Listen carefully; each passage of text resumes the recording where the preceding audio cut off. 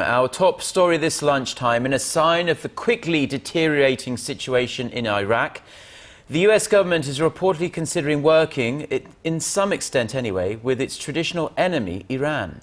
Keeping all options on the table, U.S. Secretary of State John Kerry says anything constructive to providing Iraq with stability will be considered, and that includes airstrikes. Hyun-bin reports. The United States could cooperate with its traditional foe, Iran, to stop Sunni militants, known as the Islamic State of Iraq and the Levant, from continuing their rampage through Iraq. In an interview with Yahoo News on Monday, Secretary of State John Kerry said that while Washington is not in active discussions with Tehran, it will not rule out anything constructive in providing stability to the region. Another U.S. official said the two sides could discuss the situation in Iraq on the sidelines of nuclear talks scheduled for Wednesday in Vienna.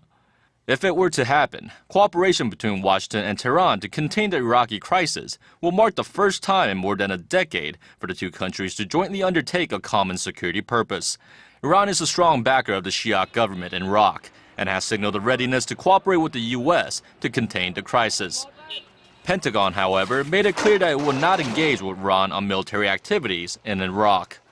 As the situation spirals out of control, Kerry added that airstrikes are an option available to Washington, but no detailed plans on how to coordinate them have been drawn up yet. Meanwhile, President Obama on Monday has notified Congress that 275 U.S. troops will be deployed to Iraq to provide support and security for U.S. personnel and the American embassy in Baghdad. The troops are combat ready and will remain in Iraq until the security situation is brought under control. About 160 troops are already in the country, including 50 Marines and more than 100 Army soldiers.